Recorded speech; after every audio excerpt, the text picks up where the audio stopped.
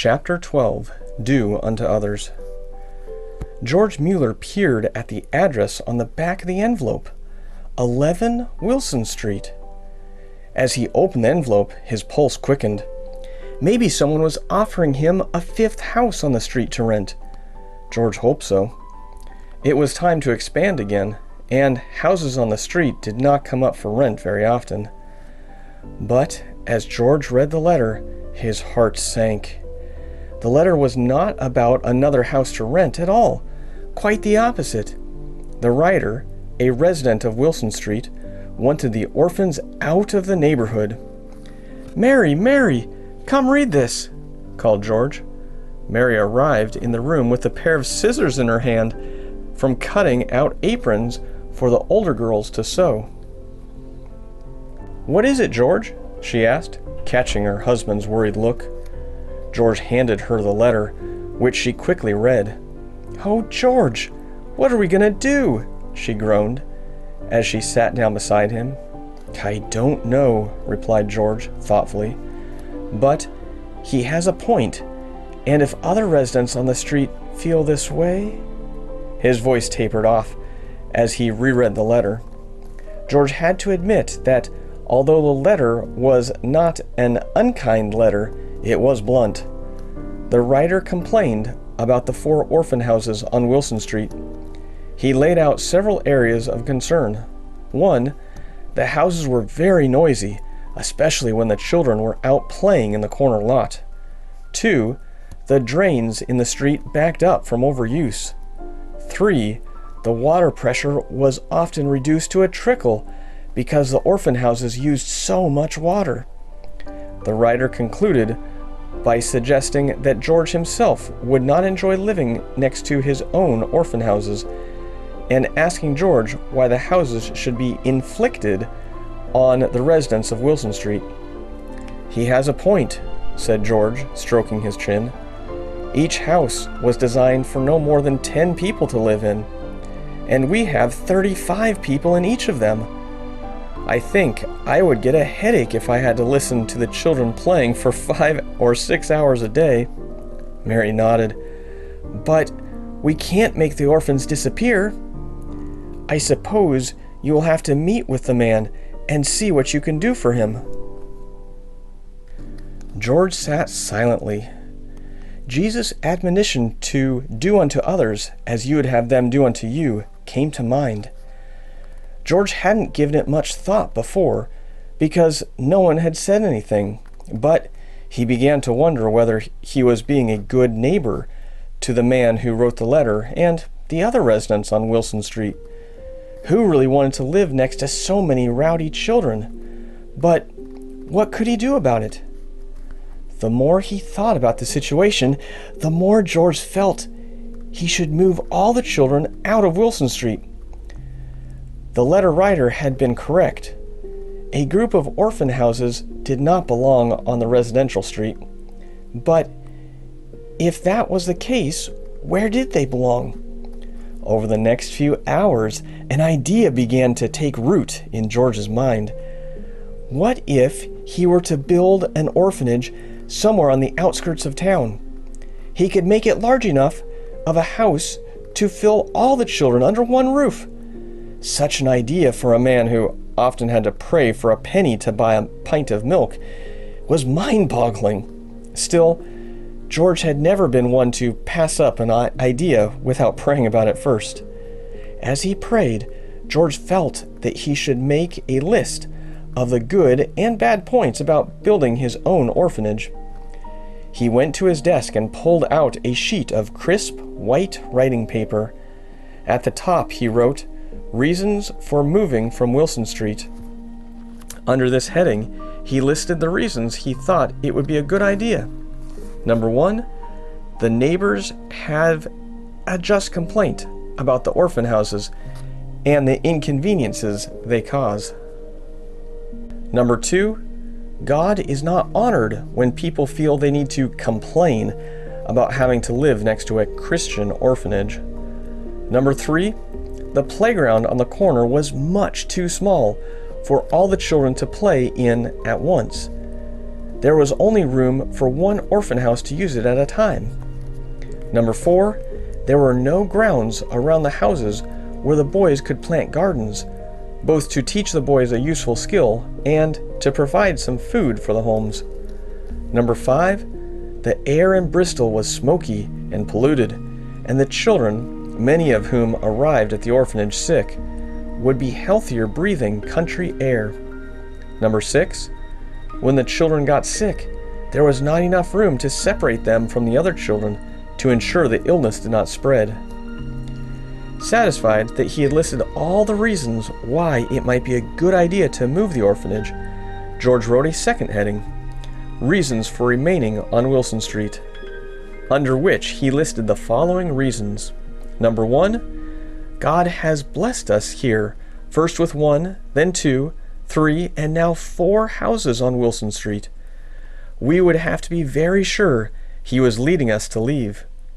Number 2, a lot of money would be required to move, money that would otherwise be used on the needs of the orphans.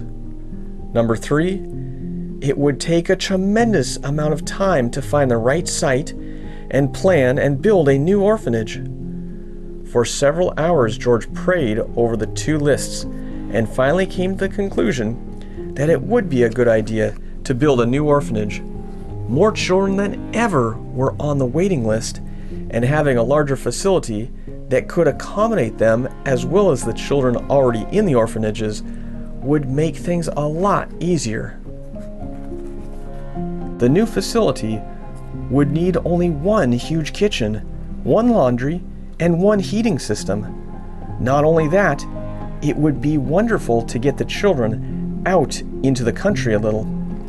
Since the children lived and went to school all within 1 block, they seldom got to experience nature.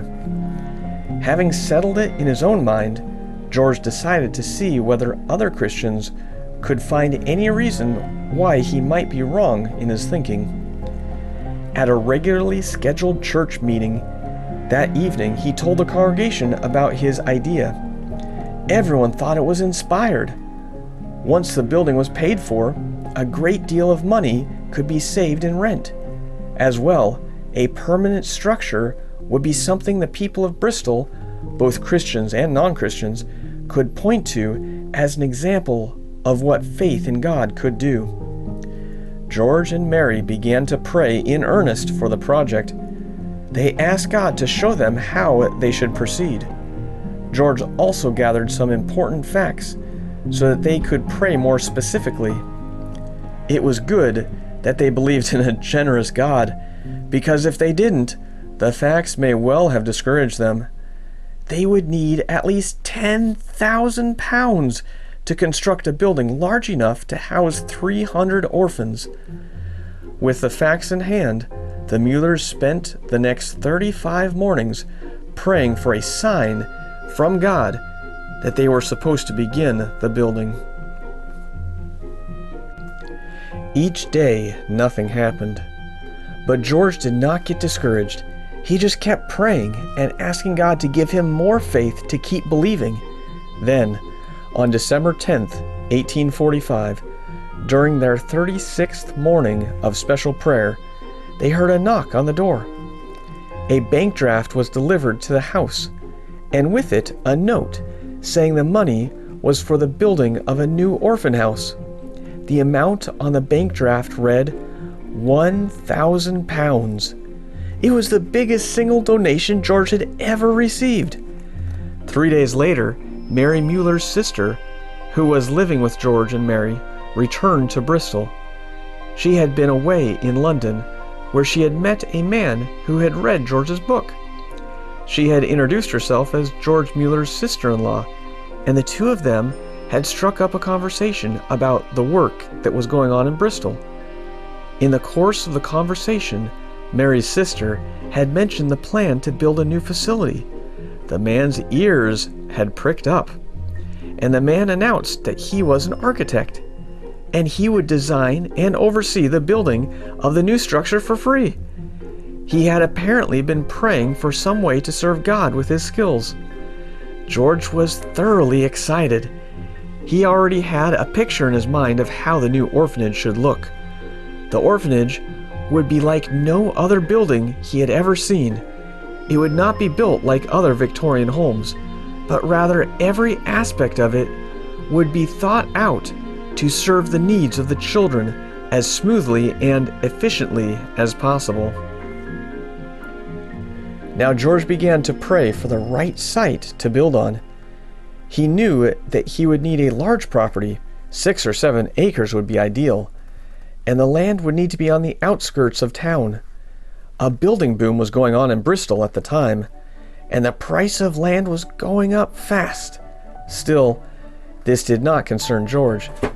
As he had written in his journal, he believed that building an orphanage was God's idea, and therefore, as long as he did all that he could, it was ultimately God's responsibility to make the dream a reality. George and Mary continued their morning prayer vigils, and on December 29th, another £50 was given toward the new orphanage. Then, on January 3rd, one of the orphans stopped George as he was leaving number 1 Wilson Street. "Here, Mr. Muller," she said, with shining eyes. "My aunt sent me money for my birthday. I wanted to give it to the new house." She handed George 6 pennies. He thanked her and returned home to record the gift in his account book. No amount was ever too small for George to record or be grateful for. The total donated so far for the new orphanage was £1,050 and 6 pence. The donation from the girl at the orphanage, small as it was, convinced George it was time to start looking for a site for the new building. Later that morning, George prayed for God to guide him as he set off to look at a site that several people had suggested was suitable. But the more George walked around the site, which was an armory, the more he knew it was not the right site for the new orphanage. It was in a slight hollow, which would make it extra damp in the winter, and it did not catch the fresh westerly sea breeze. As he walked home, George passed another piece of property which, while it did not appear to be for sale, he felt drawn to. Was God telling him that this was the place to build the orphanage? George inquired at the next farmhouse as to who was the owner of the land. With the owner's name and address on a piece of paper in his pocket, George went home to tell Mary what he had found. "Is it for sale?" Mary asked him over dinner. "When are the orphans moving?" asked 13-year-old Lydia. "I want to visit them all the time. It sounds like so much fun to be out in the country. Promise I can spend some nights out there, please, Papa?" "Hold on," chuckled George. "There's a long way to go yet. I'm going to write to the owner, but I'm not sure that he will be willing to sell." That night, George wrote to the owner, and 6 days later he got a reply. The owner would sell the land, but for £1,000 an acre. While it sounded like a high price, it was actually quite reasonable. Yet, George didn't feel he was supposed to spend that much on land. He began to pray that God would either reduce the cost of the land or give him the patience to wait for an even better property. A month had passed when a member of the congregation told George about another piece of property to the north of the city, on Ashley Down. George and Lydia went to look at it. The property was only about a mile from Wilson Street, but the mile was straight up the side of a hill. Once George and Lydia reached the top of the hill, Ashley Down leveled off, and father and daughter enjoyed the breathtaking view of Bristol spread out below them. "It's perfect, Papa," said Lydia. "Look at the cows." Ashley Down was gentle and rolling, and had large trees dotted across it. Cows grazed happily on the lush green grass, and a horse galloped back and forth in a pasture. The particular plot of land George had come to see was perfect for an orphanage, just as Lydia had observed. There were no neighbors, and the children would be free to make as much noise as they wanted. Not only that, the soil on Ashley Down would be good for the boys to plant their gardens in. And George could just imagine the view from the third-story windows all the way to Stapleton in the east and Horford in the north. Yes, Lydia, George told his daughter, we must pray that God will show us if we are to have this property. That evening, after George had finished answering his daily correspondence, he decided it was the right time to visit Mr. Hazelwood, the owner of Ashley Down property. He walked to Mr. Hazelwood's home, only to be told that Mr. Hazelwood was still at work.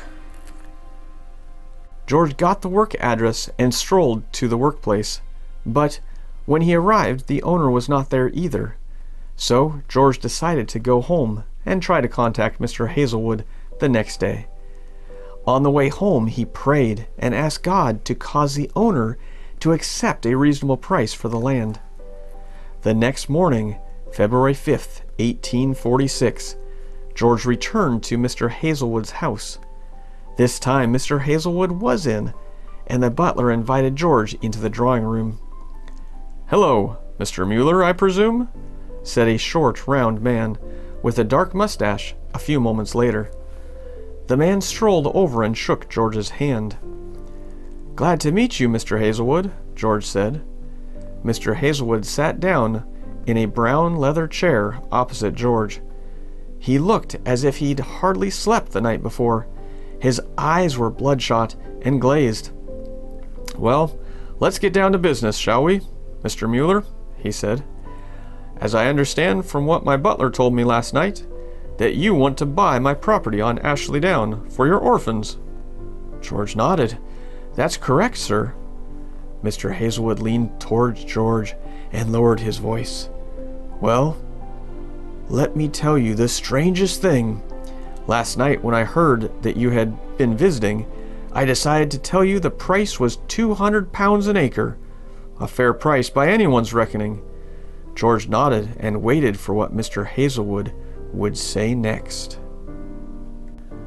"Well, I went to bed, and about 3 in the morning I woke up. No matter how hard I tried, I couldn't go back to sleep. Nor could I escape the feeling, as I lay awake, that I was to offer you the land for £120 per acre.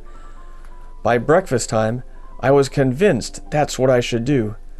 I won't make the profit I intended on the property, but I hope I will get a better night's sleep tonight." George was delighted.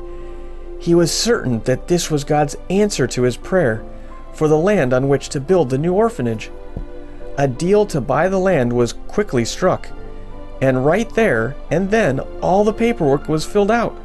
By evening, George Muller was the owner of 7 acres of beautiful land on Ashley Down, and he had paid a total of £840 for it, less than the price of a single acre on the other property. At once he wrote to the architect in London, asking him whether he was still interested in helping to design and supervise the building of the orphanage.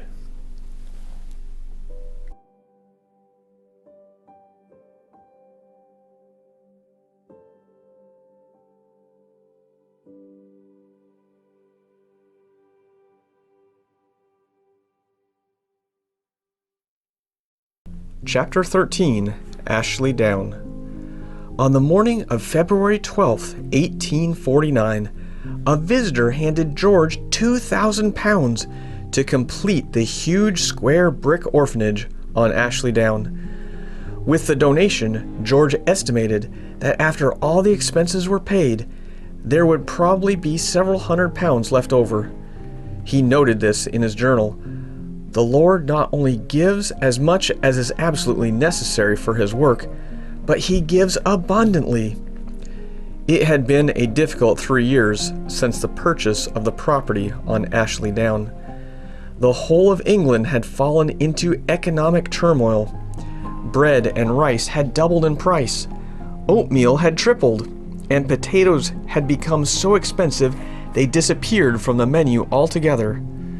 More children than ever were in need of help, especially Irish children, whose parents had crossed the Irish Sea to England to flee the potato famine.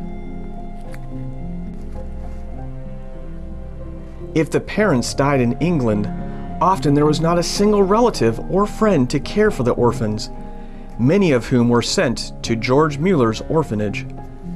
As George oversaw the completion of the new orphanage on Ashley Down, he was glad it was large enough to hold 300 children.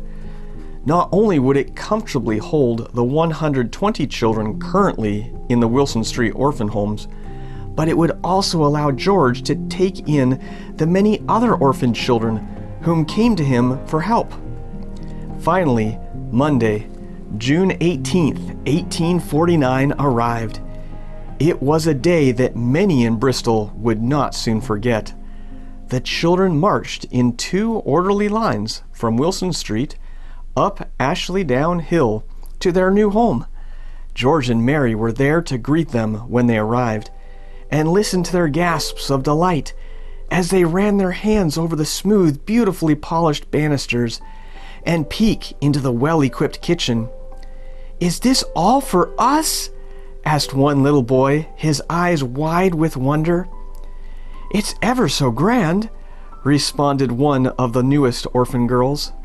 George smiled at her. "Everything you see here is a reflection of God's love for you," he said. "Now run along and find where your bedroom is."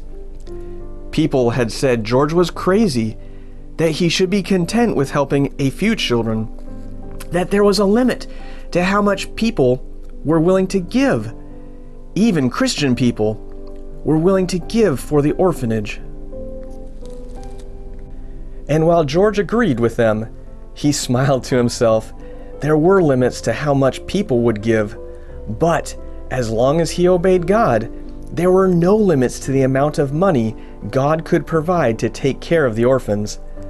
Of course, moving one family is a large and complicated task, but moving 120 children, 20 adults, and the furniture and belongings from 4 houses took some planning and 4 full days of labor to complete. The first orphanage at number 6 Wilson Street had been open for 13 years, and in that time it had managed to collect a wide variety of items. At the new orphanage, everything was unpacked in an orderly manner. The house was divided into large rooms for the various age groupings of the children. The babies and toddlers were housed in a room with a row of small cribs along one side. On the other side of the room were a number of cubbyholes filled with toys for the children to play with. The southern end of the room was set up as a diaper changing area. With up to 60 children in diapers at the same time, the laundry was kept very busy. The older children's rooms were set up with places to practice the practical skills the children learned in school. All of the older children, both boys and girls, were taught to knit, and they made all of the stockings and the socks for the orphanage. The older children were also taught to mend their own clothes and darn their own socks. George accepted between 5 and 8 new orphans a week. Because many of the children came from dreadful conditions, they brought with them a constant threat of deadly diseases like typhoid and cholera. Special care was taken to ensure that everything was kept clean. The children each had a little bag with their toiletries in it, and the bag was hung in a neat row in the bathroom. Every Wednesday afternoon, visitors were welcomed and shown through the orphan house and surrounding gardens and playgrounds. Visitors were impressed with the orderliness of everything and with the happy, well-cared-for children. On some occasions, the visitors were well known or even famous. Not long after the new orphan house opened on Ashley Down, Charles Dickens arrived unannounced. The author explained to George that he had heard of some horrible rumors about the place, and he had come to investigate. These rumors suggested that the children were treated like slaves, that there were not enough food for them to eat, and that the rooms were rat-infested. George had heard them all before, and while they frustrated and discouraged him, he dismissed them by telling himself that when a person tried to do something different, there were those who attempted to spoil it any way they could. When he learned that Charles Dickens had heard these rumors, he called one of the assistants and gave him a set of keys. "Take Mr. Dickens anywhere on the property he desires to go," he instructed the assistant. "Open any door he asks to see behind, and do not bring him back until he is completely satisfied with everything that he has seen." "Where would you like to start, Mr. Dickens?" asked the assistant. The two men walked out of George's office and did not return for 3 hours. And when they did, Charles Dickens was full of praise for all that he had seen. He promised to write an article squelching the rumors once and for all. George was pleased with the way things were progressing, except for one thing. News of the opening of the new orphanage had been reported in many newspapers around the British Isles.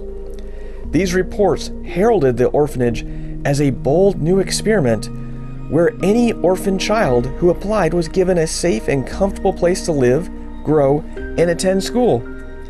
Although these reportings had some positive effects, like people learned how the orphanage was funded, and some, like one of Queen Victoria's chaplains, sent money to support the work.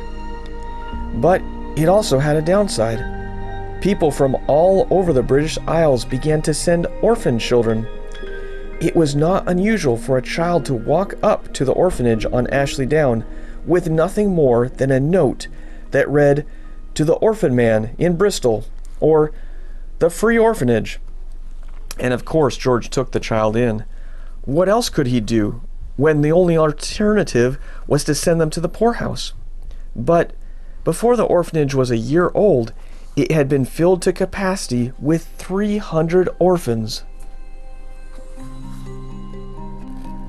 Soon, it had a waiting list of well over 100 children's names on it. Once again, George Muller felt something more had to be done. George started off 1851 by praying and asking God to show him the next step to take. Within a few days, he received a donation of £3,000, the single largest donation he had so far received. George took the money as a sign he should expand the orphanage. He estimated it would cost about £35,000 to build a new building to accommodate 700 more orphans. As before, he got busy praying and asking God to provide the money he needed. Many people might have felt burdened having to believe God for such a large sum of money, but not George Muller. George wrote in his journal, "The greatness of the sum required affords me a kind of secret joy, for the greater the difficulty to be overcome, the more will it be seen to the glory of God, for how much it can be done by prayer and faith." As had happened before, the orphans themselves began to give little money that they had, and George recorded their halfpennies and pennies in his ledger, right along with the large donations. At the same time, George was trusting God for money to construct another building. The orphanage suffered through times of financial stress. There were times when there wasn't a shilling left to run the place, but every time George prayed, just enough money would arrive to meet the daily operating costs. As in times like these before, George would not take money that had been given for one purpose and use it on another, no matter how desperate the need. Not £1 of the £3,000 given for the new building was ever to be used on day-to-day expenses for the orphanage. George kept track of every penny. Not a single coin went somewhere the giver had not intended for it to go. Sometimes people on the other side of the world who had heard about the orphanage or read George's book sent money. A girl who lived on the farm in New Zealand sent George a shilling that she had earned by selling hen's eggs. A shepherd in Australia sent a banknote after someone had given him a copy of George's book to read while herding his sheep. Some people did not give money, but instead gave valuable items. It was quite common for a package to arrive at the orphanage filled with rings, pearl necklaces, and brooches to be sold, and the money used for the orphanage. George often smiled to himself when he received these packages. It reminded him of the time when he and Mary were first married, and he had asked her to sell her family's silverware. Now it appeared that many other people were giving up or selling their possessions for the orphans. Someone even donated 3 autographs from the late King Williams IV, 1 from Sir Robert Peel and 2 from Lord Melbourne. Someone else donated a rare antique Cloverdale English Bible. One of the secretaries at the orphanage had the job of selling these items, some of which fetched a substantial amount of money. On May 29, 1855, ground was broken for the second orphan house. George's plan for a single building to house 700 orphans had been changed to 2 buildings, one to house 300 orphans and the other 400. This change had been made so that the 2 buildings could better fit on the existing property. The buildings would flank the existing structure, which was now known as Number 1 Orphan House. In November 1857, Number 2 Orphan House was opened, with space for 200 infant girls and 200 girls aged 8 and over. Number 3 Orphan House remained in the planning stage. With the increase in the size of the orphanage, there was, of course, an enormous amount of work for George to do every day. Some decisions, such as adding a path from the outdoor playing pavilion directly to Number 2 Orphan House, were easy to make. Others were more complicated, such as the time Eric, the maintenance man, came to George's office. "It's the boiler in Number 1, Eric told George, taking off his grubby hat and pushing his hair out of his eyes. "What's the problem?" asked George, motioning for Eric to sit down and warm himself beside the radiator. "It's leaking, plain and simple, sir. And serious, too. The most serious I've ever seen. It shouldn't be doing that. It's only 8 years old." "What do you think is causing the leak?" asked George. "That I cannot say. We'd need to get inside the boiler to find that out."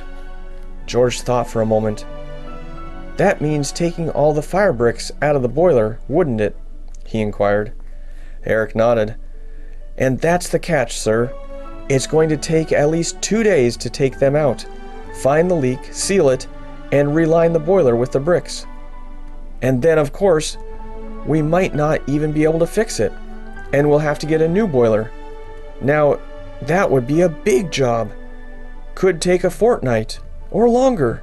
Yes, said George, interrupting him, and thinking of how the boiler would feed the radiators for the whole of Number 1 Orphan House. "No matter what happens, the children must not go cold. I'll let you know what we'll do about it as soon as I can, Eric." Eric nodded, put his cap back on, and respectfully left the office.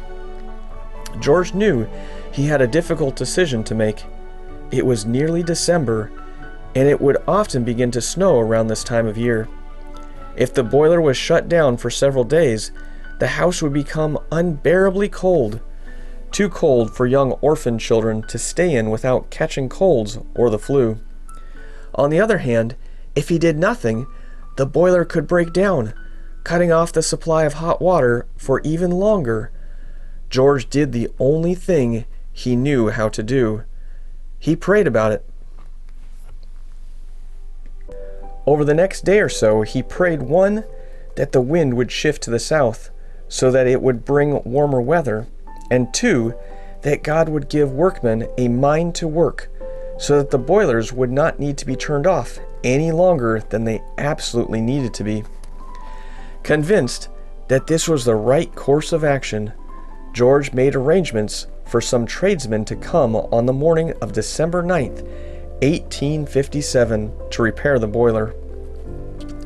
For a week leading up to this date, a frigid north wind had blown steadily and had shown no signs of letting up.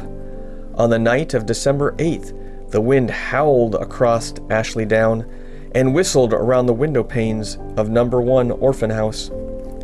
"It's a miracle! Mr. Muller, it's a miracle!" said Eric as he greeted George the next morning. "The wind turned to the south, and the weather is positively balmy." Indeed, during the night, the wind had shifted 180 degrees and was now blowing warm air out of the south. "We stopped stoking the boiler at midnight, and it's been right mild ever since.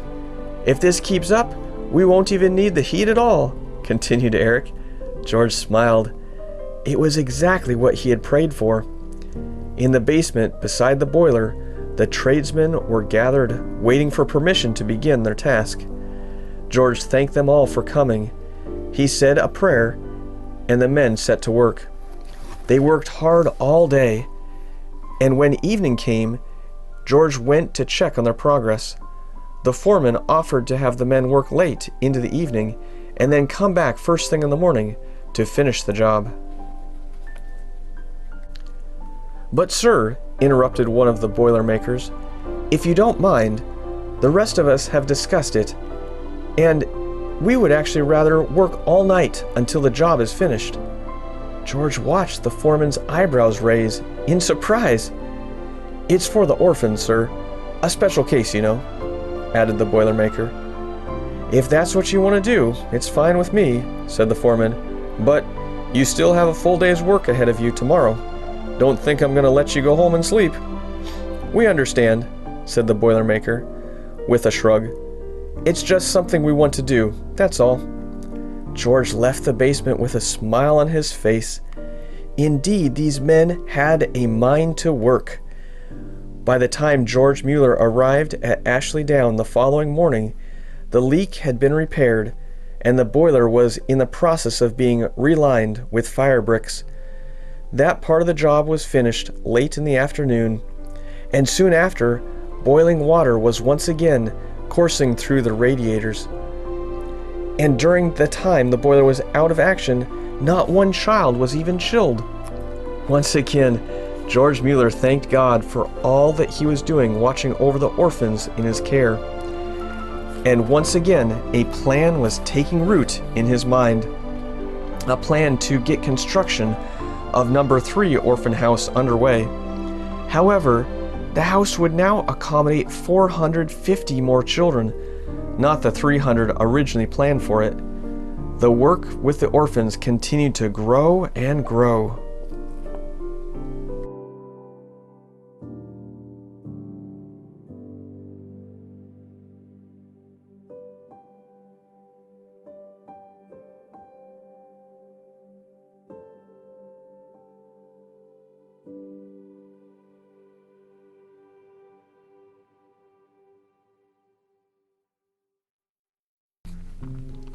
Chapter 14, God Will Supply.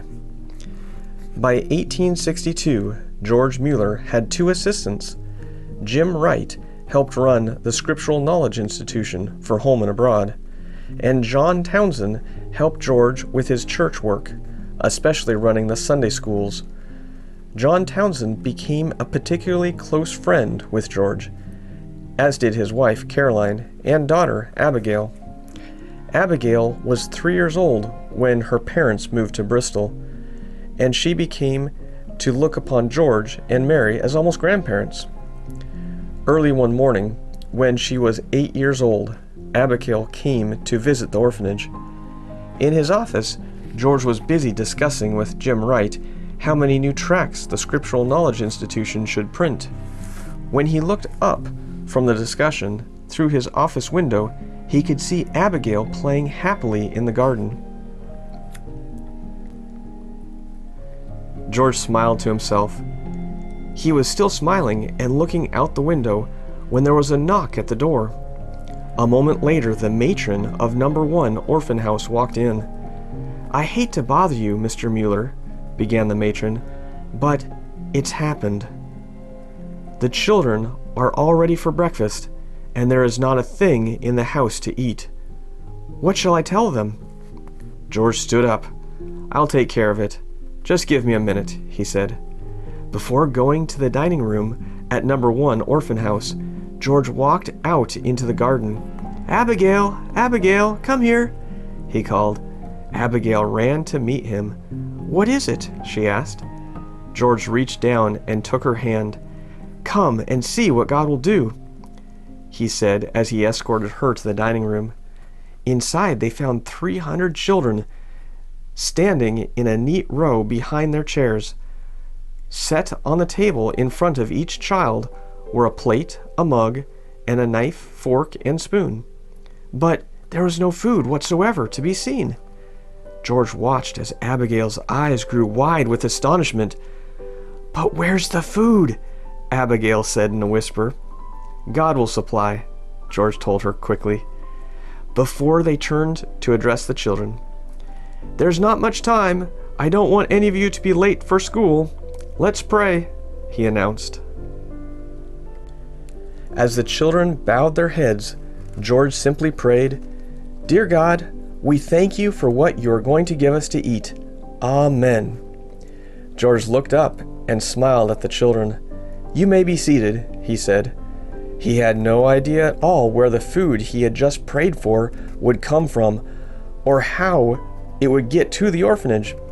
He just knew God would not fail the children. A thunderous din filled the room as 300 chairs were scuffed across the floor. Soon, all 300 children sat obediently in front of their empty plates. No sooner had the noise in the dining room subsided than there was a knock at the door. George walked over and opened the door. In the doorway stood a baker, holding a huge tray of delicious-smelling bread. "Mr. Muller," began the baker, "I couldn't sleep last night. I kept thinking that somehow you would need this bread this morning, and that I was supposed to get up and bake it for you. So, I got up at 2 o'clock and made 3 batches for you. I hope you can use it." George smiled broadly. "God has blessed us through you this morning," he said as he took the tray of bread from the baker. "There's 2 more trays out in the cart," said the baker. "I'll fetch them." Within minutes, the children were all eating freshly baked bread. As they were enjoying it, there was a second knock at the door. This time, it was the milkman, who took off his hat and addressed George. "I'm needing a little help, if you could, sir. The wheel on my cart has broken, right outside your establishment. I'll have to lighten my load before I can fix it. There's 10 full cans of milk on it. Could you use them?" Then, looking at the orphans sitting in neat rows, he added, "Free of charge, of course. Just send someone out to get them. I'll never fix the cart with all this weight on it."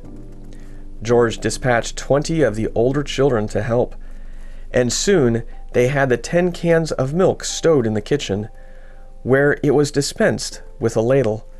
There was enough milk for every child to have a mug full, and enough left over for them all to have some in their lunch. Half an hour later, George and Abigail had entered the dining room, 300 orphans with full stomachs filled out. George escorted Abigail back to the garden, where he watched her sit for a long time. He knew she was thinking about what she had just seen. Several weeks later, Caroline Townsend told George that Abigail had taken to finishing all her prayers with the request, saying, "Like you do for George Muller, Amen." This made George happy. It was exactly the point he wanted Abigail to see. God does answer prayer. The visitors kept coming to see the Ashley Down orphans.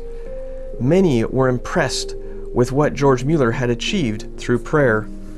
One of these visitors was 33-year-old Hudson Taylor, with his wife Maria and the first 16 missionary recruits for the newly formed China Inland Mission.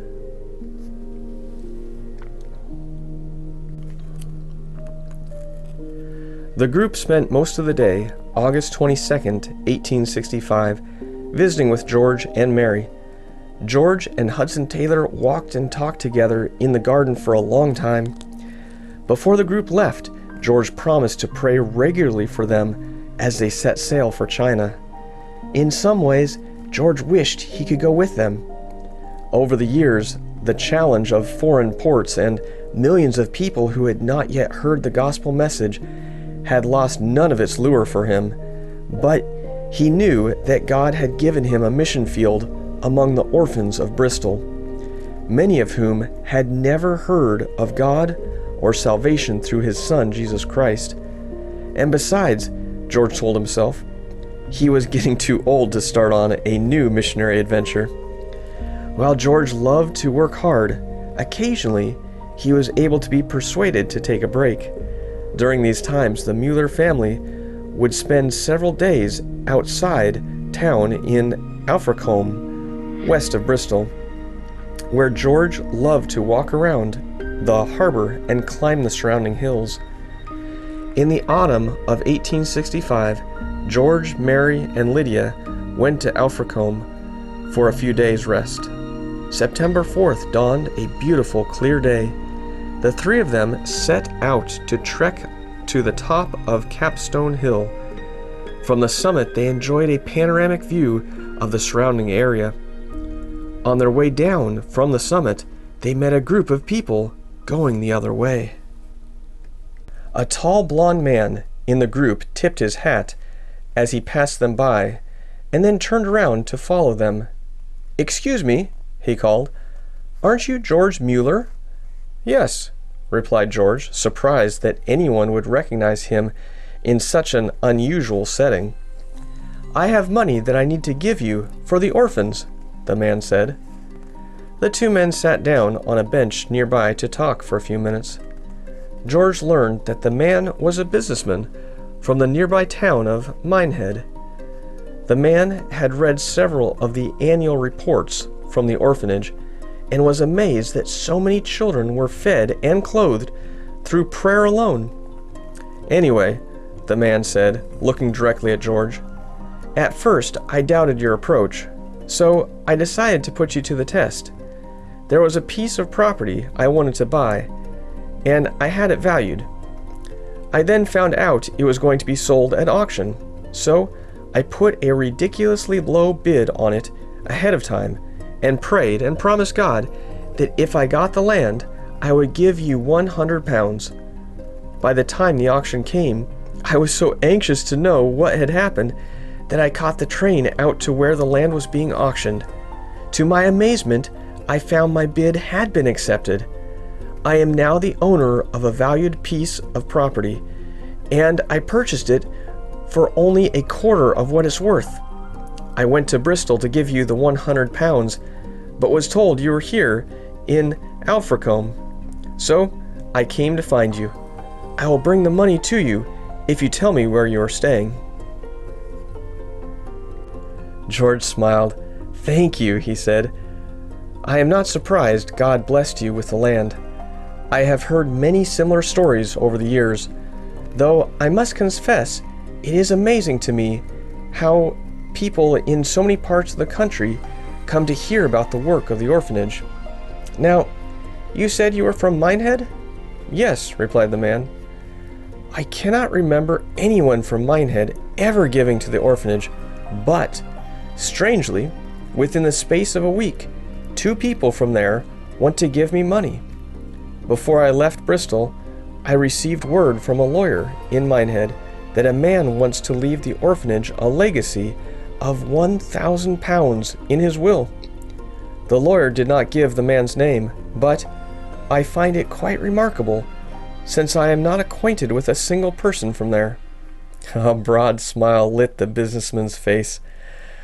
"Since you mentioned it, I will confess, I am the man who has left you the legacy. When I realized I had been wrong to doubt the power of prayer, I decided to make a will and leave you £1,000 to help carry on the orphan work." "So you have learned the power of prayer and of giving all in one lesson," said George. with a beaming smile. "Showing Christians that God is able to answer prayer was one of the reasons I decided to build the orphanage at Ashley Down." The two men talked for several more minutes before they went their separate ways. Later that afternoon, George received the £100. The following January, George's friend and associate, Henry Craik, died from heart problems at the age of 60, the same age as George. The funeral was held at Bethsaida Chapel. It was a solemn day for George as he climbed into the pulpit to conduct the funeral service for his old friend and trusted advisor. The two men had been friends for 36 years. After Henry Craik's death, many people who worked with George began to worry about him and Mary. How long could they survive at the hectic pace they set themselves? How many other 60-year-old men hand-wrote over 3,000 letters a year, preached 3 times a week, and oversaw the work at 3 separate ministries?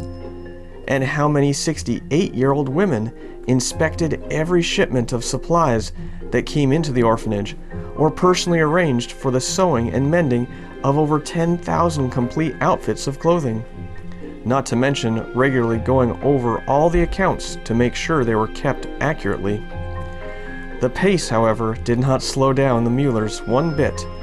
Orphans were still being sent to the poorhouses or living on the streets in Great Britain, and George would not rest until he had done all he could do to help them.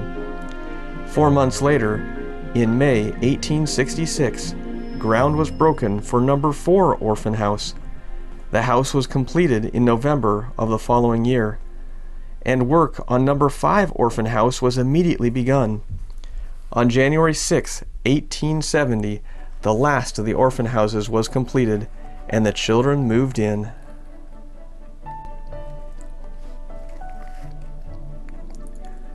Now, in the 5 orphan houses, George Muller and his workers were caring for 2,050 children.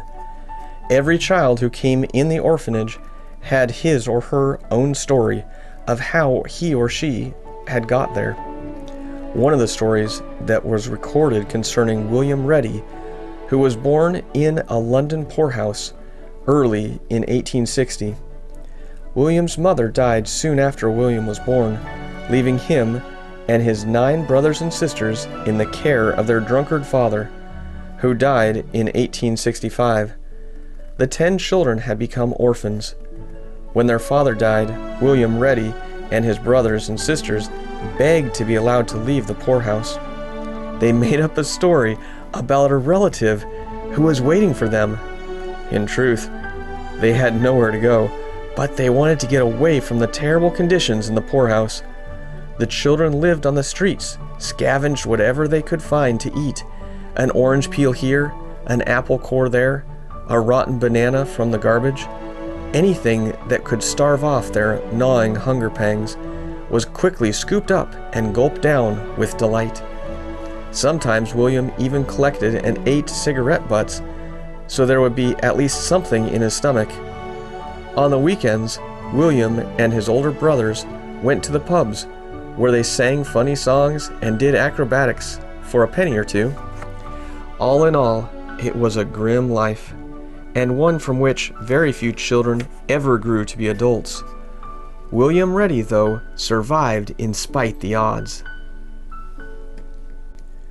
A Christian man from St. George's Church in Bloomsbury noticed William when he was 12 years old. He asked William if he would like to live in an orphanage. William eagerly said yes, not because he knew what an orphanage was, but because anything sounded better than the life he was leading. A week later, William Reddy was not a happy boy.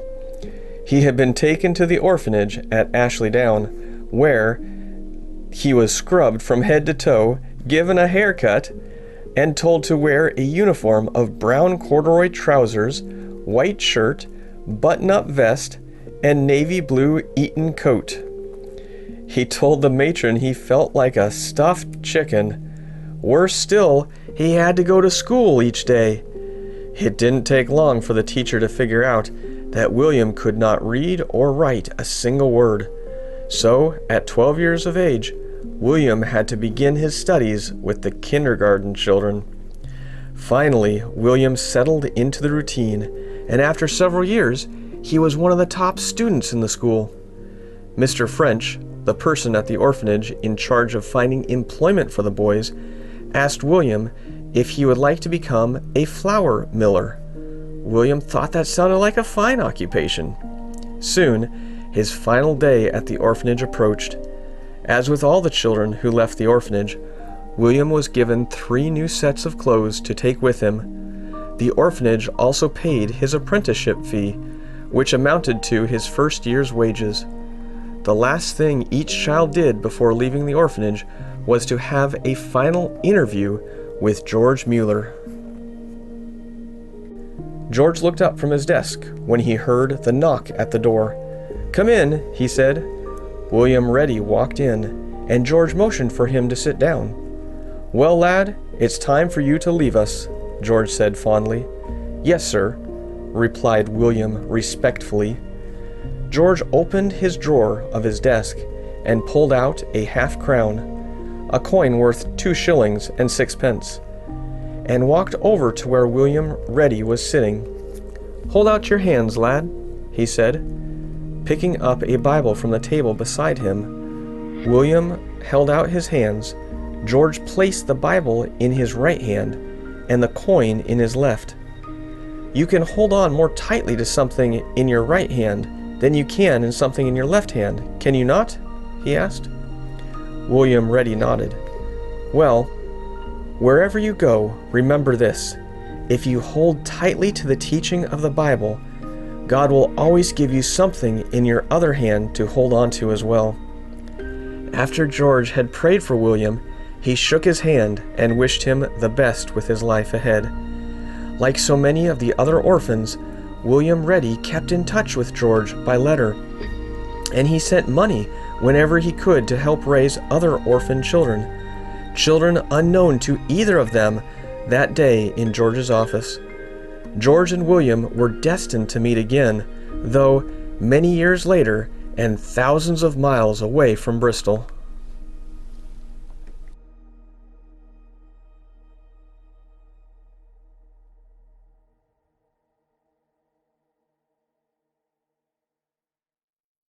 Chapter 15.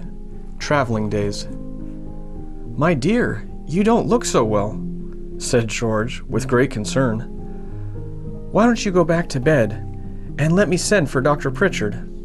"No, really, I mean—" Mary's voice trailed off as she leaned on the dressing table to keep her balance. "I do feel a bit dizzy. I might go back to bed, if you think you could possibly do without me for today." Mary folded the covers back and climbed into the bed. "I know there is still so much to do. After all, Number 5 orphan house has been open only a week. I wanted to finish sewing the drapes for the dining room windows, and I wonder if you could visit Johnny Smalley. He was looking pale yesterday. I hope he isn't coming down with something serious." "Just rest, and let me take care of things," said George, patting Mary's hand. "I will send for the doctor." George was very worried. In the 21 years the orphanage on Ashley Down had been open, Mary had never spent a day in bed sick. Something very serious was wrong with his wife. He could feel it. An hour later, Dr. Pritchard was standing in the hallway, talking with George and Lydia. "I'm afraid to tell you, but Mrs. Muller is a very sick woman. She has rheumatic fever. I've given her some medicine to keep her comfortable, but there's not much I can do. I'm sorry." George spent much of the rest of the day with his ailing wife, praying for her and talking over the affairs of the orphanage.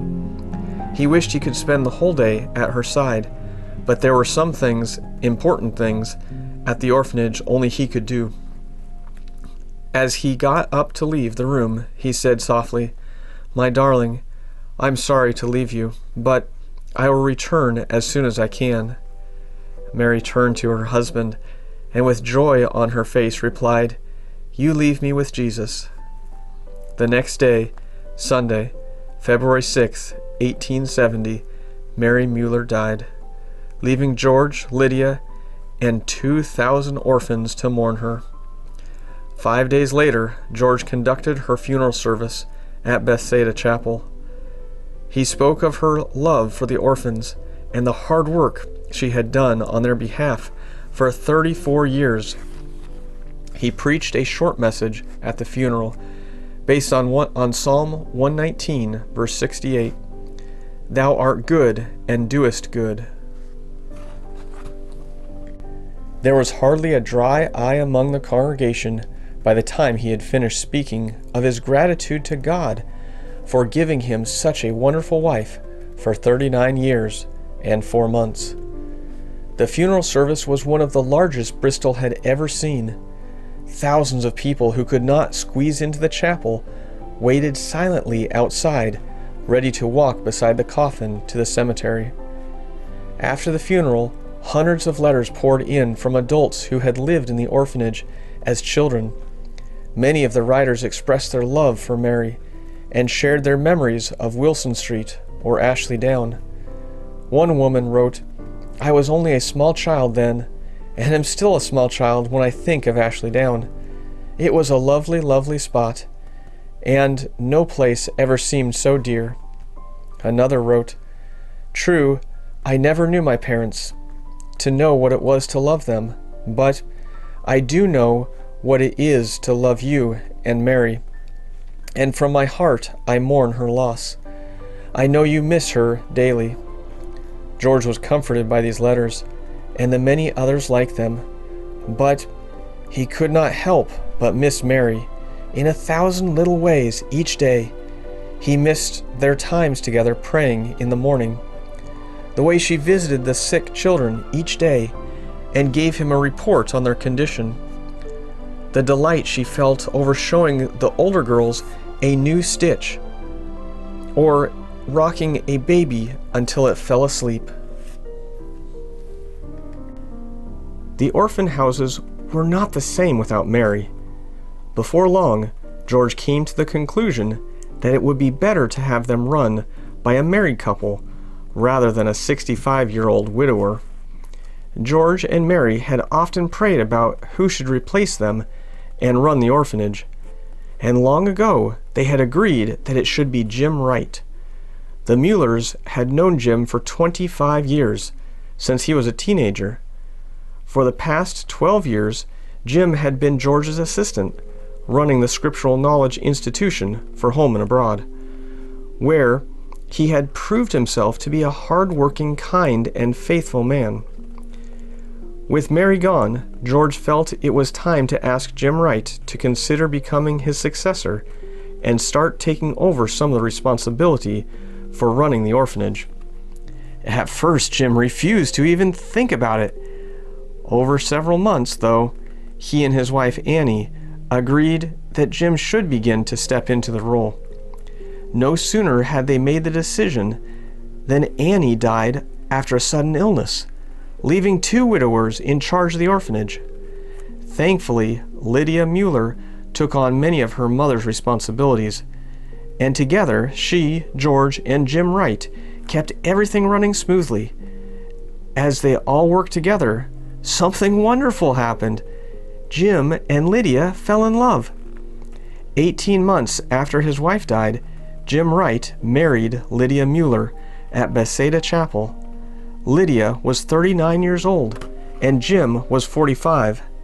It was a joyous day, though Lydia carried a tiny shadow of guilt about leaving her father alone in the family home on Paul Street. Lydia need not have worried. When George saw how happy Lydia and Jim were, he decided to remarry himself. He had known Susanna Sanger for more than 25 years, from the time she had begun attending Bethsaida Chapel as a 20-year-old. Now Susanna was in her mid-40s, and George came to believe she would make a wonderful wife for him and partner in his work. Susanna was as direct as Mary had been, and was very hard worker. When George asked her to marry him, she eagerly agreed. The two of them were married on November 30th, 1871, 2 weeks after Lydia's wedding. Susanna Muller was 21 years younger than her new husband and was brimming with energy. Suddenly, George found he had a lot of things to look forward to. Since Jim and Lydia were more than capable of running the orphanage, George felt it was time to give his attention more fully to other projects. He was well known as a wonderful preacher around the south of England, and he had been begged time after time to speak at some of the largest Christian gatherings of the day. In the spring of 1875, George and Susanna began a short preaching tour around England. Although George was 70, he had never felt healthier. He preached for Charles Spurgeon at the famous Metropolitan Tabernacle. He preached at outdoor meetings, in Brethren chapels, and in other churches around the country. Everywhere he went, people wanted to know whether it was really true that he had supported 2,000 orphans and never asked for a penny from anyone but God. George loved to tell them the stories of miraculous provision and assure them that God does indeed answer prayer. The tour was such a success that the Mullers went on a second one, this time traveling all the way to Scotland. When they returned to Bristol, Lydia fussed around her father, worried he had overtaxed himself. But the opposite was true. George had come back invigorated and ready for more. His next preaching trip took him to the other parts of Europe, where for the first time in 31 years he got to preach in his native German. Wherever George preached, enormous crowds gathered. In Bern, Switzerland, 2,000 people came to hear him. Many members of the European royalty also came, including several of Queen Victoria's daughters, who had married European princes. Since he could speak 6 languages fluently, George rarely needed a translator when he preached. In the spring of 1877, George Muller found himself back at Hale University, where he had arrived as a student 52 years before. He was invited to preach at Frank's orphanage, where he had stayed for a time. As he showed his wife around the town, George was flooded with memories. He thought about the time he had wasted in the ale houses, the first Christian meetings he had attended, and Dr. Tholuck, who had first suggested he apply to go to England to learn how to communicate with Jews. On their way back to England, George and Susanna traveled to Holland to meet a man with whom George had corresponded for many years. This Dutchman had been so inspired by George's example that he had started his own orphanage in the Nimgen. It gave George great pleasure to speak to the 450 Dutch orphans who were being cared for as a result of his inspiration. By the time he returned to England, George had preached over 300 times. When George arrived home, he found a letter waiting for him inviting him to come to preach in North America. George knew he needed to rest a while, but he could think of nothing that would make him happier than to encourage American Christians. While he rested, Susanna, in her usual efficient way, arranged an itinerary for him. On August 23, 1877, the couple boarded the Cendrillon, bound for Quebec, Canada, where George was to begin his speaking tour. George took every opportunity during the ocean voyage to hand out Bible literature and to speak to the crew about the gospel message. It was not until the ship was off the coast of Newfoundland, though, that his words made any impression on the captain. A thick fog had engulfed the ship, forcing it to slow to a crawl, for fear of being wrecked along the rocky coastline. As a result, the ship began to fall behind in its schedule. Concerned that he would not make his first speaking engagement, George headed for the bridge in search of the captain. "So there you are," George said when he found the captain huddled over a map on the bridge. "I must tell you that I need to be in Quebec by Saturday afternoon." The captain laughed out loud. "Why, that's impossible, Mr. Muller. Whoever is waiting for you will just have to understand this ship is fog-bound, and there's nothing I can do about it." "Well, in that case," said George matter-of-factly, "if you cannot find a way to get us there on time, I'll have to ask God to do it. I have not missed a single engagement in 52 years, and I don't intend to start now. Come on down to my cabin with me, and we'll pray together." The captain looked too surprised to speak. George left the bridge, and the captain followed him meekly. As they walked onto the deck, the captain came to his senses and protested, "But what's the point of praying? The fog is so thick I cannot see the stern." He leaned over the rail.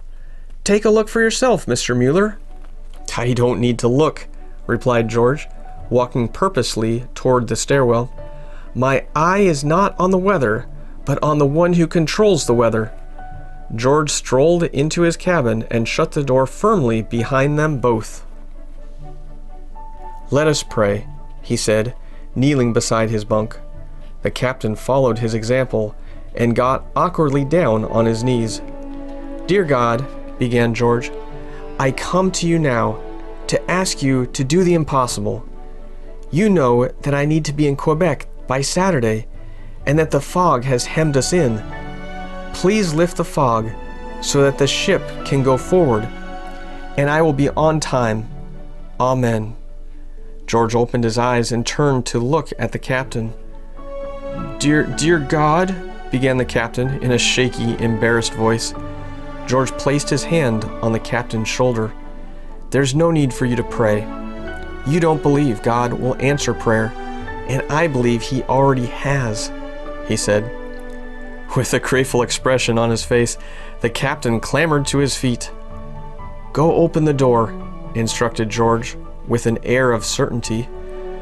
"I have known the Lord for 52 years, and in all of that time I cannot recall a single instance where He has not answered my prayers.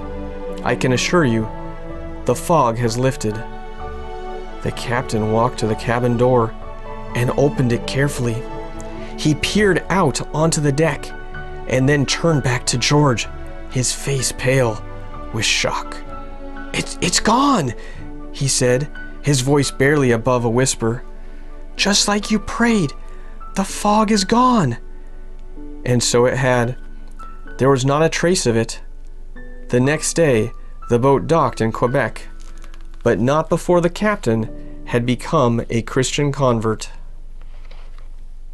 George disembarked and had plenty of time to reach his first preaching appointment on time. From Quebec, George and Susanna made their way down the coast into the United States. George preached about 50 times in the New York area. In Chicago, he preached in Moody's Tabernacle, where 7,000 people were gathered to hear him. Along the way, he hardly entered a city without meeting one of his orphans who had migrated to the United States. On January 10th, 1878, at 9:30 in the morning, George and Susanna Muller had an appointment no one would want to pass up. They had been invited to the White House to meet with President and Mrs. Hayes. They stayed for nearly an hour, during which time the president asked many questions about their work in Bristol. George and Susanna continued their journey by rail and riverboat, going as far south as Georgia, and then all the way to the Pacific Ocean to San Francisco. They stayed in California for about a month before making their way slowly back to the East Coast. On June 27th, by the time they boarded the Adriatic for Liverpool, they had traveled nearly 20,000 miles, and George had preached over 300 times. His next speaking tour took George once again to other parts of Europe. Then, In 1879, because so many American Christians had written begging George to return, the Mullers set out for the United States once more.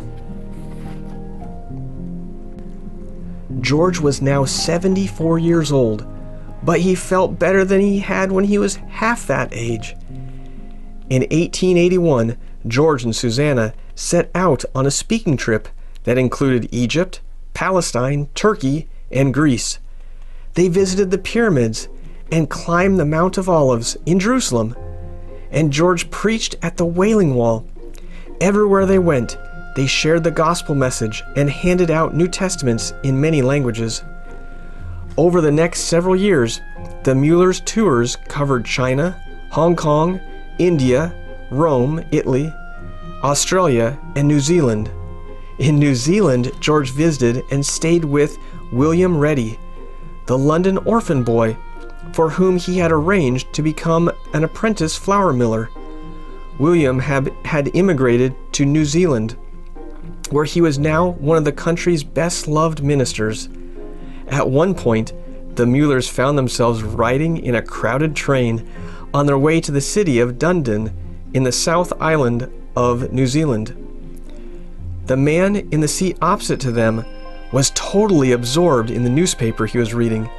From time to time, he would read an article aloud to entertain or inform the other passengers. As the train rumbled along through the rolling New Zealand countryside, the man began to read aloud. "The Reverend George Muller is about to grace the city of Dunedin with a visit. The Reverend and Mrs. Muller have been on an extensive tour of the New Zealand area, sharing their faith and their belief that God listens and answers the prayers of His children." Indeed, it appears to be true, since... The man stopped reading in mid-sentence and looked up from the newspaper. With great conviction, he said, "I would give almost anything to see him." "Well, you're looking right at him. I am George Muller," said George quietly, much to the man's astonishment. George spent the rest of the journey answering passengers' questions and inviting them to come to hear him speak at Garrison Hall in Dunedin. The Mullers were in India in January 1890 when they received sad news via telegram from their son-in-law, Jim Wright.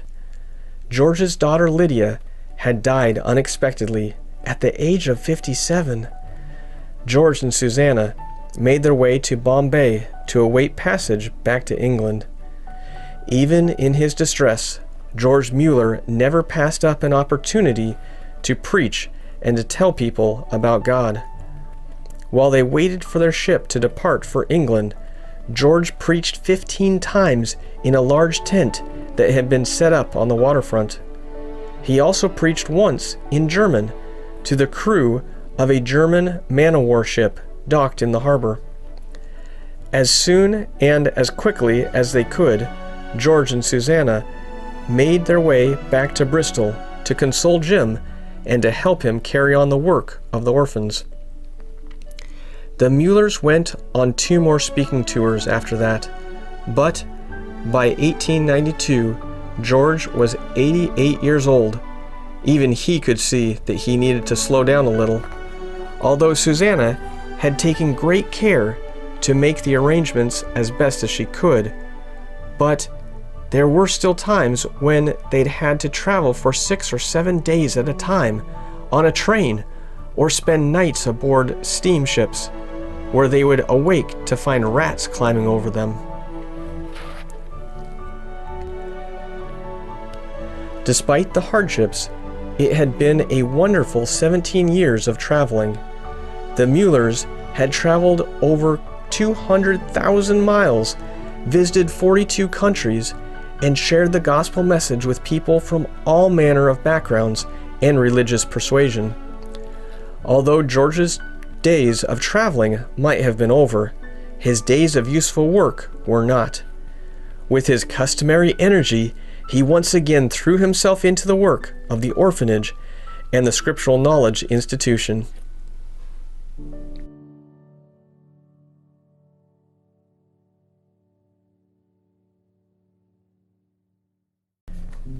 Chapter 16. After Tomorrow. "George, you must slow down. You aren't as young as you once were." Susanna Muller looked exasperated. "None of us are," George replied with a twinkle in his eye. "I'll keep working as long as God gives me the strength to go on." "I know, but do think about taking an afternoon nap. How many other 89-year-old men do you know who are preaching every Sunday, receiving hundreds of visitors a year, and writing annual reports?" "Well, not many," George admitted. "God has blessed me." He had. George Muller considered himself fitter and healthier at 89 than he had been at 29. He still rose early each morning, dipped his head in cold, icy water, and ate a sparse breakfast. And each day he climbed Ashley Down Hill to spend the day at his beloved orphanage. Ironically, it was Susanna Muller, 21 years younger than her husband, who died first. Her death was sudden, and so, in 1894, George found himself a widower for the second time. George and Susanna had been happily married for 23 years, and George missed Susanna greatly. Since he was alone, George decided it was an unnecessary expense for him to stay in his Paul Street home, where he had lived for over 60 years. It made much more sense for him to move into a room in the number 3 orphan house, where he could be with the staff and children 24 hours a day. The children loved having George around. They enjoyed it when he wandered into the gardens and asked them questions about their schoolwork, or when he told and retold them Bible stories. They also loved the stories about the day Queen Victoria was crowned, and about the orphanage, and the day the orphans moved to Ashley Down from Wilson Street. Many orphans who had grown up in the orphanage were delighted to find George living there when they came to visit. Some of them even brought their grandchildren back to introduce to George. Of course, this really made him feel old. In the summer of 1897, Queen Victoria celebrated her Diamond Jubilee, making her the longest reigning monarch England had ever had. Yet she was not even queen when George opened the first orphan house on Wilson Street. It was hard for him to believe it had been over 60 years ago. He remembered the opening day as if it were yesterday. He also remembered taking Mary and Lydia and some of the older orphans to the parade in honor of Queen Victoria's coronation. In his mind's eye, he could still see the cheering crowds and the delighted looks on the faces of the children. In honor of Queen Victoria, the mayor of Bristol sent £50 from the city's Jubilee Fund to the orphanage for George to use in helping the children celebrate the Jubilee. As a result, the older children spent a wonderful day at Clifton Zoo, complete with tea cakes and cold lemonade. And while the older children were gone, the toddlers enjoyed their own nursery party in honor of Queen Victoria. One Sunday morning, about 6 months after Queen Victoria's Diamond Jubilee, as George preached his usual sermon at Bethesda Chapel, he spoke of how Jesus is the same yesterday, today, and forever. As he spoke, his face shone. He told the congregation, "I am a happy old man. I walk about my room and say, 'Lord, I am not alone, for you are with me. I have buried my wives and my children, but you are left. I am never lonely or desolate with you and with your smile, which is better than life.'" About a month later, on Wednesday, March 9th, 1898, George Muller, now 92 years old, completed his usual duties at the orphanage. In the afternoon, he confessed to Jim Wright that he had had a little difficulty getting himself dressed that morning. He had become so tired he had needed to rest 3 times, But, George added, God is good, and I feel perfectly fine now. Well, perhaps you ought to have someone help you get dressed in the mornings, Jim Wright suggested tactfully. I'm sure I could arrange it right away. George thought for a moment. There had been many other times when people suggested he should have a personal assistant. Now, for the first time, he had agreed it would soon be necessary. He patted his son-in-law's arm. After tomorrow, Jim. Send me a helper after tomorrow. But tomorrow never came for George Muller. That night, George led the prayer meeting at number 3 Orphan House. And when he went up to his room, he read his Bible for a few minutes. He had read it through completely over 300 times since becoming a Christian. Then he retired to bed. Around 5 o'clock the next morning, George Muller died peacefully. By 9 o'clock, the whole of Bristol was in an uproar. George Muller, the beloved father to 10,000 orphans, was dead. Bells all over the city tolled, and hundreds of people flocked to the orphanage to pay their respects. The following Monday, the biggest funeral service in history of Bristol took place. All of the shops and businesses in the city were closed, and thousands of people lined the streets to catch a glimpse of the funeral procession as it wound its way around number 3 Orphan House to Bethesda Chapel, where the funeral service would be held. As the procession passed Bristol Cathedral, the bells tolled, flags were flown at half-mast, and, as was the custom in Victorian times, the windows in the city were draped with black curtains or were covered with black shutters. About 1,500 orphans, all whose were old enough to walk the distance, marched in rank behind the coach, carrying George Muller's coffin.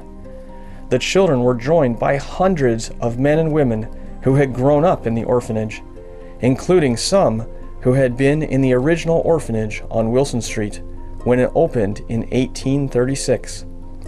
Thousands of mourners stood quietly outside the chapel as the funeral service took place. There was no way for them all to fit inside.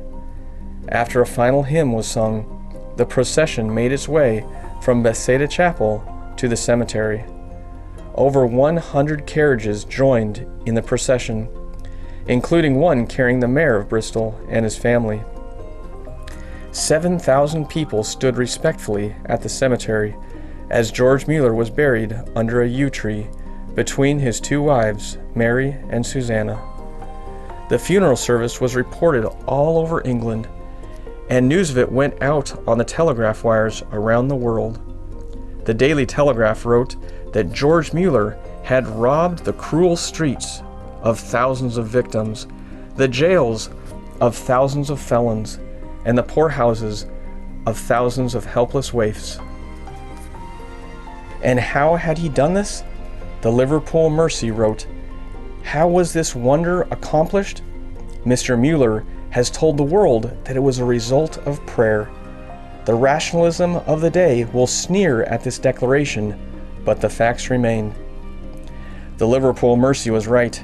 No matter what anyone thought of George Muller's religious ideas, the facts were amazing. In the 63 years he had run the orphanage, he had taken full responsibility for the care of over 10,000 orphan children. George Muller had truly learned the lesson of being a good steward of God's money. He went from being a boy who stole from his father and a young man who used whatever means he could to swindle money from his friends, to a man God trusted with a fortune. A man who was kept so little for himself that when he died, he had only £160 in his estate, and most of that was the value of a few pieces of furniture. In his lifetime, nearly £1.5 million passed through George Muller's hands. As well as supporting the orphanage, £115,000 of this money was spent on running schools and regular schools all around the world. £90,000 was used for printing and distributing of Bibles, and over £260,000 went to support missionaries.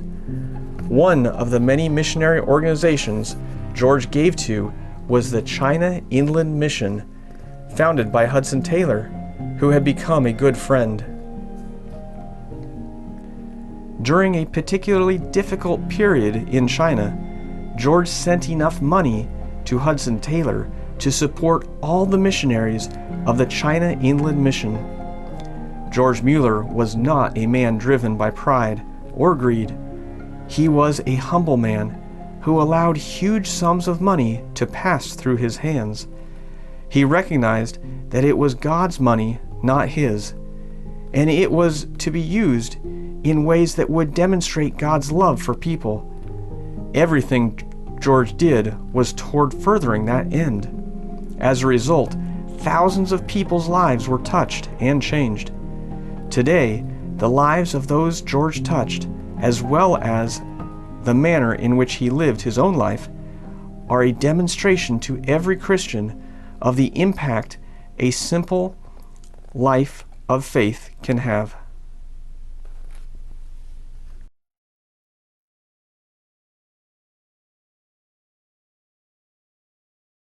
Chapter 17. The Work Goes On.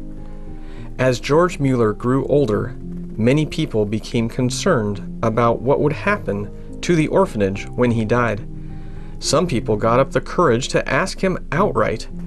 George always gave the same answer: "When it is the Lord's pleasure to remove this servant from my post, people will see that it is I who was dependent on him, and not he who was dependent upon me. He can and easily will raise up another servant, and if he acts in accordance to the principles I have learned and lived, the orphan house will continue to flourish." When George Muller died in 1898, many people predicted that the orphanage would die with him. But George's faith proved them wrong. George's son-in-law, Jim Wright, took over full responsibility for the orphanage. He had, in fact, been managing its day-to-day operation for quite some time. Under his guidance, the orphanage continued to run as it always had. George Muller's pattern was followed exactly. No one but God was ever asked to supply money to keep it running, and the orphans were always well cared for and well loved. Over time, however, social conditions began to change. Public health conditions improved so much from the time George Muller first arrived in Bristol that many of the diseases that had routinely claimed the lives of adults became easily treatable. This meant that there were fewer orphans in Great Britain. By the end of World War II, in 1945, only 180 orphans were living in the huge buildings on Ashley Down. It was decided that these orphans would be better served living in smaller group homes where they could enjoy more of a family atmosphere. In 1948, the process of selling off the 5 orphan houses began.